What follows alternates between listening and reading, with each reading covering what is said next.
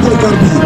La police de mines et des hydrocarbures a pour mission de faire respecter les lois et les règlements en matière de mines et des hydrocarbures.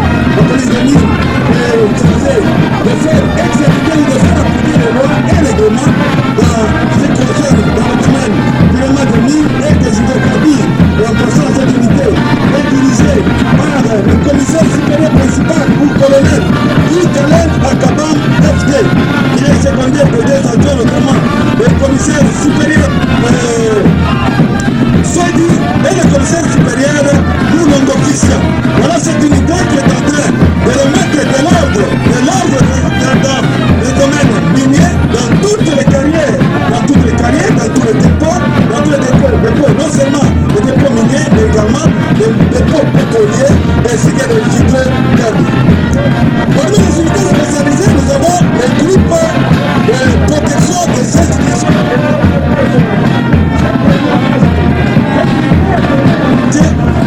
Le commissaire supérieur Moulamba Bois Jean Bosco. Cette unité, comme je l'avais dit, sa mission c'est la protection de toutes les institutions et autres personnalités. Voilà. En plus, comme je vous avais dit, en dehors des unités spécialisées, nous avons les unités territoriales. Les unités territoriales sont par rapport à la subdivision. Avec amertume que la criminalité prend son plein dans la ville de Lubumbashi. De ces faits, la pauvre population s'interroge sur le rôle de la police, sur le rôle que la police joue pour la protéger. Étant un officier supérieur de la police, comment pourriez-vous nous expliquer cela? La criminalité, c'est vrai. D'abord, la police compatit avec toutes les victimes qui ont perdu les leurs, les victimes qui ont été cambriolées, et la police compatit avec toutes ces victimes. Pour répondre à votre question, vous savez, la police tire son essence dans la Constitution. La Constitution de la République démocratique du Congo, en vigueur jusqu'à ce jour, à ses articles 182, 183, 184, 185 et 186. La police a une mission régalienne, celle de protéger les personnes et leurs biens, de maintenir et de rétablir l'ordre public, de la sécurité et de la tranquillité publique. Et nous ne pouvons pas aller outre que la mission nous confiée par notre Constitution. À la population, nous leur demandons tout simplement de faire confiance à sa police en dénonçant tous ces malfrats. Parce que vous le savez bien, tous ces malfrats ne vivent que dans la population. C'est à la population d'ouvrir l'œil les bons et de se faire complice de sa police. Cette complicité que nous demandons, c'est dénoncer tous ces malfrats. Comment expliquer que la plupart des cas des crimes opérés dans la ville de Lubumbashi est attribué aux hommes en uniforme? Est-ce que la police est impliquée dans ces méfaits? Merci bien. C'est bien quand vous dites les hommes en uniforme. Parce que vous savez, vous devez être d'avis avec moi qu'il y a un adage qui dit donc la nuit, tous les chats sont gris. Tous les chats sont gris. Pourquoi? Parce que vous allez vous rendre compte, tous ces malfrats, la nuit, ils portent des trucs un peu sombres. Et c'est difficile de dire, ça c'est pour la police, ça c'est pour un autre corps dont je ne vais pas citer. Un policier loyaliste, je vous le répète et je le répéterai toujours, nous la police, nous sommes une police nationale, une police patriote. Nous sommes au service de la nation et nous avions juré devant Dieu et devant la nation de protéger la population et ses biens jusqu'au sacrifice suprême. Et moi je pense, un policier formé, un policier républicain ne peut pas aller à l'encontre de ses devoirs. C'est pourquoi nous disons encore une fois de plus, tous ces malfrats-là qui tentent de faire quoi que ce soit au nom de la police fera tout pour les mettre hors d'état de nuire. Nous avons l'impression comme si la population est abandonnée à son triste sort. Est-ce que la police accorde-t-elle une oreille attentive à la population? Nous, c'est une mission régalienne, une mission que la République nous a confiée. Nous ne pouvons pas la laisser. C'est-à-dire, nous demandons à la population de faire confiance aussi à sa police, parce que nous sommes là pour la population. La population ne peut pas se dire qu'elle est abandonnée. Nous faisons notre travail. Et là, madame, je vais vous dire, quelque part, c'est vrai, dites-moi la ville de Lubumbashi. Au jour d'aujourd'hui, il y a plus de 4 millions d'âmes. Et lorsqu'on cambriole quelques-unes des maisons, c'est pour dire quelquefois que, d'une manière générale, la police a sécurisé les personnes et leurs biens, quand bien même il y a des cas où nous déplorons. Et là, je répète encore une fois de plus, nous compatissons avec notre population. La police est au service de sa population, elle fera mieux pour la sécuriser. Est-ce que la police se défend-elle contre tous les griefs portés contre elle par la population? Nous, c'est notre travail. Nous, c'est notre travail. Les griefs, nous avons la justice. Et l'infraction est individuelle. Et je vous donne le cas, par exemple, dans votre famille. Je ne sais pas si vous êtes à combien. Dans votre famille, les parents ont mis tous les moyens à la disposition des enfants. Si vous êtes dans une famille de 10 personnes et que les parents se sacrifient pour que tous les enfants puissent étudier, mais s'il y a un qui n'a pas étudié et demain il devient, je ne sais pas, délinquant, je ne crois pas, c'est toute la famille. Donc, s'il y a des brebis galeuses, à notre niveau, toutes ces brebis galeuses n'ont pas de place à la police, à la population de dénoncer. Qui que vous soyez, il n'y a personne, alors personne qui est au-dessus de la loi. Vous affichez un comportement déviant. De l'autre côté, nous avons la justice, et la justice s'occupera de toutes ces brebis galeuses. En rapport avec la criminalité dans notre ville de Lubumbashi, les numéros verts de la police sont des fois injoignables, notamment. Ces numéros sont-ils valables? Et pourquoi la PNT se défend toujours sans prendre des mesures adéquates? Les numéros verts qui sont à la disposition, ou les numéros verts qui ont été mis à la disposition de la population pour appeler la police ou l'intervention en cas de détresse, ces numéros sont toujours valables. Et je peux encore les répéter, c'est les 190, 191, 192 et 193. Ces numéros, je les rappelle encore, vous savez, ces numéros, c'est lorsque vous êtes soit en détresse, ou lorsque vous constatez que votre voisin est en détresse, que vous pouvez appeler à ces numéros juste pour demander un secours. Ces numéros ne sont pas là pour raconter votre histoire ou embêter la police. Ça, c'est aussi une mise en garde sévère que nous lançons à l'endroit de tous ceux-là qui pensent que ces numéros ont été mis là pour comme déjouer. Non. Lorsque vous appelez, en appelant à ces numéros, vous devez être court, concis et précis. C'est-à-dire, vous devez appeler la police tout en donnant votre orientation. Par exemple, vous êtes sur l'avenue Kassai, avenue Munongo, ex-Kassai, que les numéros ne se suivent pas correctement. Mais vous devez donner un repère pour faciliter à la police de venir directement vous secourir. Donc, ces numéros sont opérationnels. Ce n'est pas que nous vantons les choses, ces numéros existent bel et bien, et lorsque vous appelez à ces numéros, la police vous aidera et la police viendra pour vous secourir. Alors, pourquoi la PNT brutalise-t-elle la population, lance des gaz lacrymogènes, brutalise-t-elle la population contre la criminalité?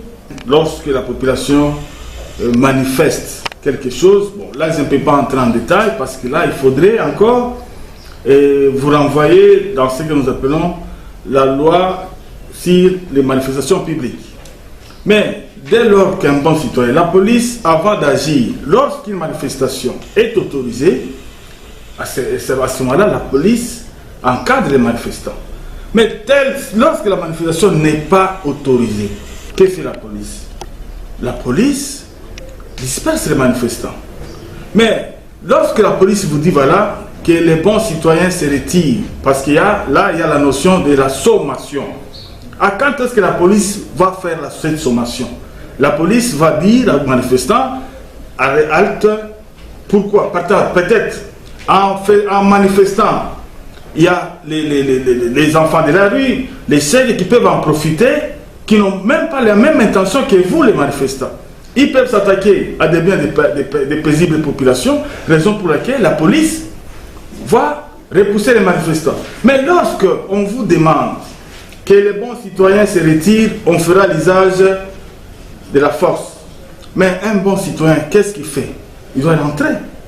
Parce que, n'oubliez pas qu'il y a le principe de dire la force reste à la loi. La force reste à la loi, c'est-à-dire la police doit exercer ses pouvoirs pour empêcher. Mais lorsqu'on vous dit, monsieur, rentre. Mais si vous faites les gros dos, vous ne voulez pas obtempérer, alors la police fera quoi?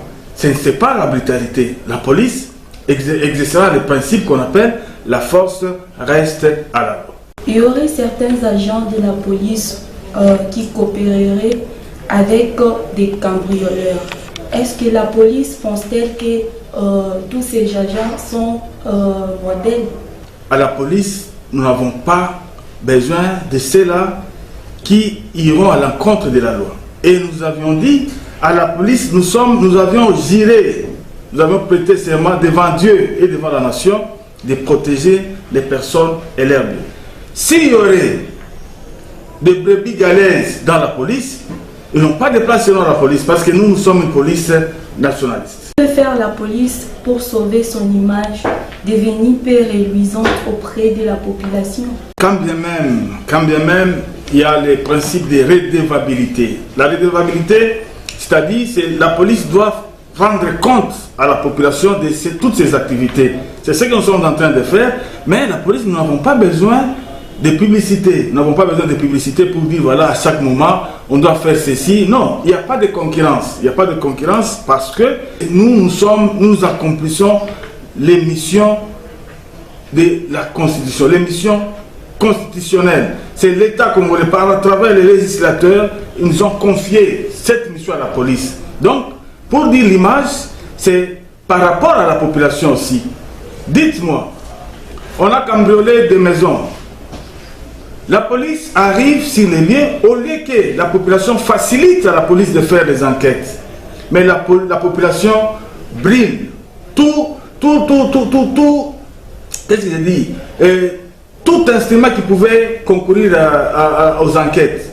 Nous avons tout un département de police scientifique et technique.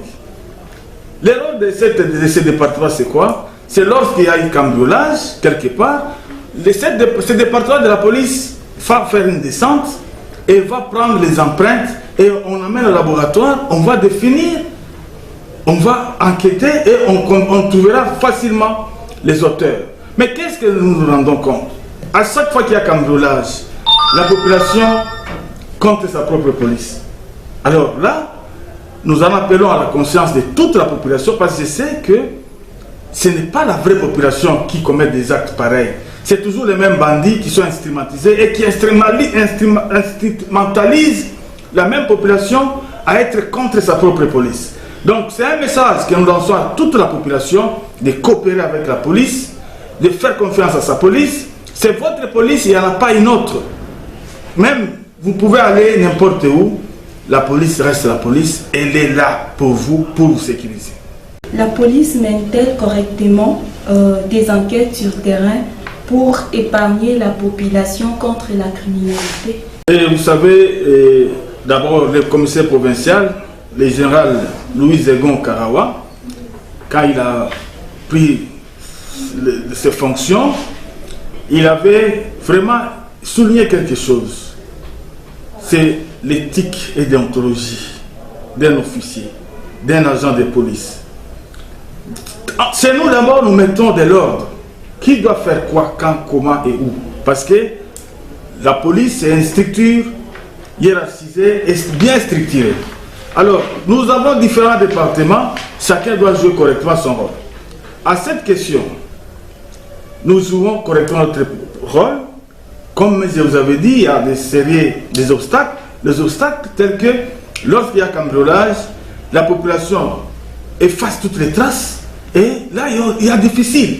Et comment est-ce que la population, la police aussi, va-t-elle mener vraiment des investigations ou des enquêtes tant que la population ne collabore pas avec? Donc, l'élément majeur, c'est la population. La population doit collaborer avec sa police. En amont et en aval, il y aura des résolutions. Donc, une fois de plus, nous demandons à la population de se faire complice de sa police en dénonçant tous ces malfrats.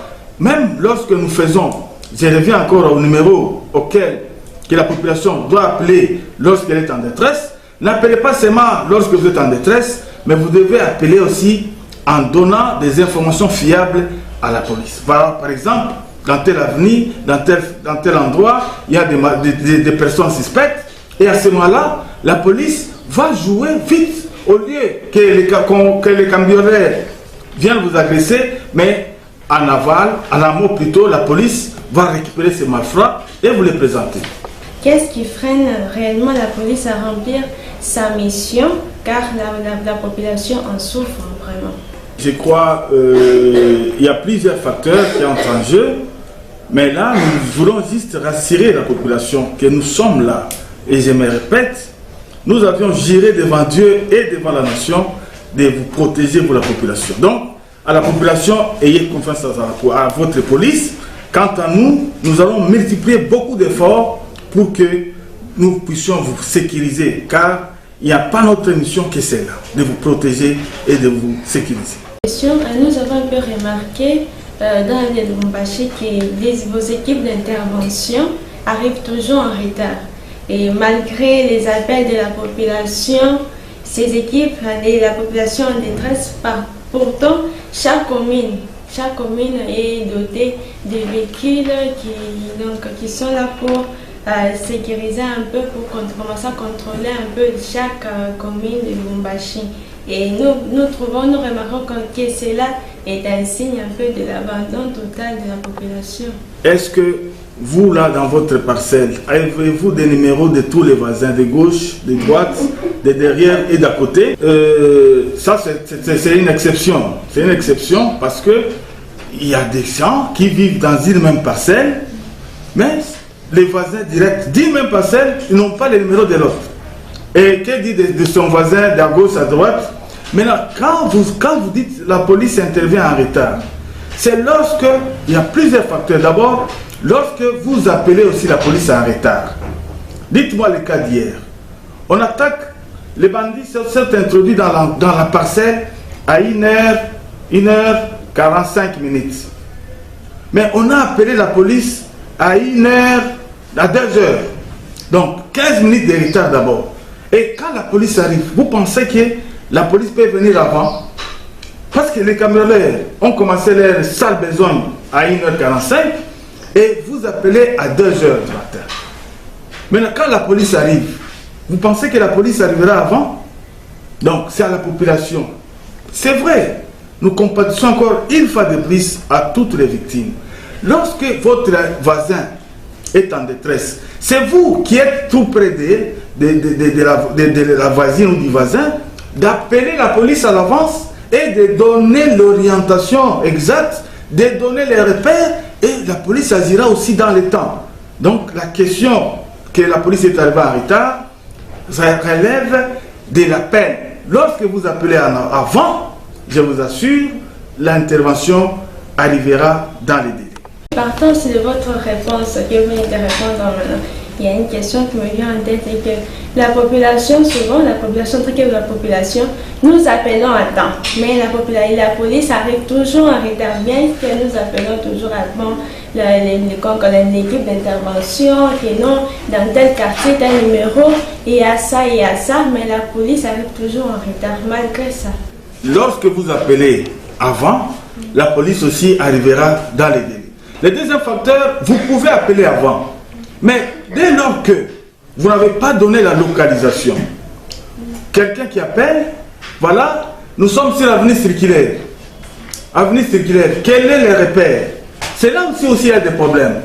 Appelez avant et la police arrive en retard ça se justifie quand vous appelez. Et surtout, ce sont les voisins qui doivent multiplier les appels en orientant les patrouilleurs, en donnant des précisions, en donnant des repères. Et à ce moment-là, la police, moi j'ai connu beaucoup de cas, quand on appelle avant, et lorsqu'on donne une bonne localisation, la police agira vraiment dans les délais. Quelle est la stratégie que la police va adopter pour essayer un peu de diminuer les taux de criminalité dans la ville de Lubumbashi? Il y en a beaucoup, mais malheureusement, parce que même les bandits sont en train de nous suivre. On ne peut pas les brandir sur la place publique. Nous avons multiplié beaucoup de stratégies et vous verrez dans les jours qui suivent, vous allez voir, vous allez constater avec l'aide de bon Dieu, et j'ai la foi, Dieu va nous donner cette force, Dieu va nous donner l'intelligence. Nous allons quand même parvenir à diminuer très sensiblement cette question, cette problématique, entre guillemets, de la criminalité dans la ville. Au sous-commissariat ou autrement, les sous qu'il y a, c'est comme ça si je ne me trompe pas, installés dans des quartiers, dans certains quartiers, et leur utilité, car nous avons l'impression que ces sous-commissariats ne font absolument rien de concret. C'est votre observation. On va en tenir compte. Et on va aussi améliorer la situation. Merci pour cette observation. Pour ce qui concerne nos sous-commissariats, on va en tenir compte et on va aussi améliorer. Qu'en dit maintenant la police suite à la recrudescence de la criminalité à Lubumbashi? Par rapport à la recrudescence de la criminalité dans la ville, la police dit ceci: à la population de se faire complice de sa police. La police est là pour ramener le calme. La police est là pour vous protéger, vous, la population et vos biens. La police est en train de multiplier des efforts, des stratégies pour, tant soit peu, réduire très sensiblement cette criminalité. Mais nous lançons également un message à ces criminels de se convertir. De se convertir parce que, à la lire où vont les choses, je répète, à la lire où vont les choses, nous allons mettre hors d'état de nuire tous ces malfrats, tous ces criminels, tous ces bandits qui n'ont ni foi ni loi, et tous ces semeurs de troubles. En tout cas, il est grand temps qu'ils puissent se convertir. Qu'ils puissent se convertir parce que nous n'allons pas accepter, nous n'allons pas tolérer que la population soit tuée comme si la police n'est pas là. Nous sommes là. La police est là. Nous sommes là pour protéger la population et leurs biens. Et surtout, la personne humaine est sacrée. On ne peut pas admettre, on ne peut pas tolérer qu'un criminel puisse mettre fin à la vie d'une personne qui a toute une famille, qui a des enfants. Alors, nous répétons encore à tous ces malfrats de se convertir. Nous allons passer à une autre étape de croisière et que nous demandons à la population de faire confiance à sa police. La police, nous sommes là, nuit et jour. Nous n'allons pas dire toutes nos stratégies, mais nous assurons à toute la population que nous sommes là et nous allons vous sécuriser. Voilà, c'est la police des situations.